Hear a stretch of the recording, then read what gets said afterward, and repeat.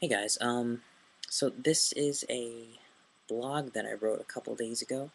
Um, it's called Mindfulness, Nature, and Manipulation, and it's basically just reflecting on how we see ourselves in the world, and possibly maybe some more negative, immature worldviews which still dominate the way society behaves.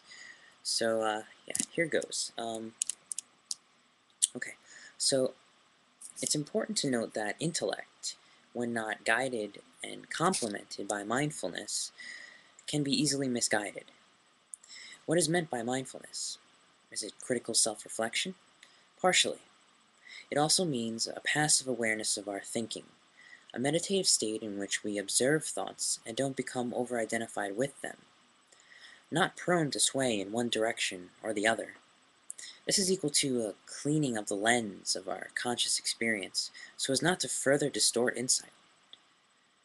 Meditation, or mindfulness, then, might be seen as a way to help keep our assumptions in check. This is what the Zen koans mean when they speak of emptying one's cup so that it may be filled. Insight is only possible when we release the idea we must control our minds in order to understand, to grow a mind rather than build it. But by releasing control, we more resemble nature's way, things arising and emerging by simply letting them be. An organic phenomenology of the world might assist us in a century where we are faced with impending ecological disaster. The open-minded scientist might then recognize another insight.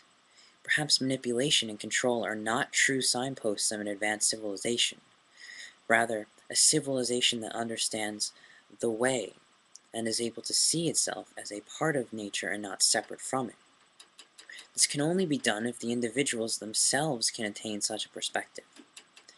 A cultural paradigm shift, complementing the physical sciences of sustainability, might be the seeds of a new civilization, one which can support billions, which can explore the cosmos and live as beings within the world rather than alienated from it.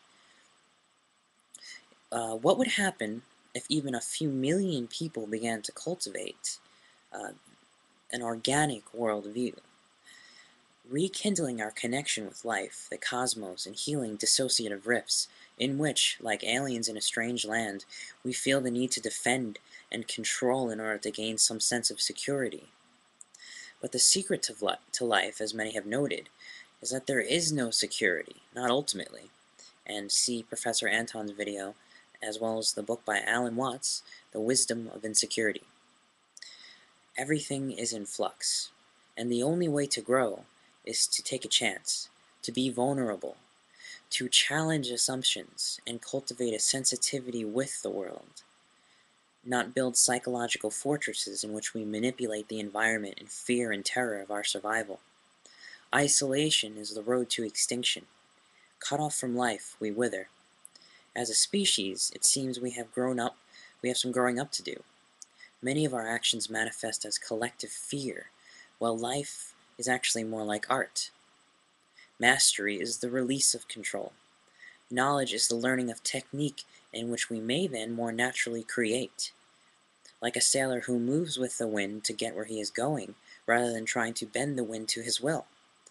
Mindfulness, then, is the release of this primal psychological fear and the expansion of sensitivity to the world around us, like a seedling reaching out to the world with its first roots and branches. So the question is, can civilization learn to abandon its shell and embrace true growth? Here's some food for thought from Alan Watts. And it goes, what if the same realization that science can be the work of nature and that the individual is one body with his environment? What if this could become the informing spirit of Western technology? That'd be interesting. Anyway, questions, comments, critiques, all welcome. Thanks for listening.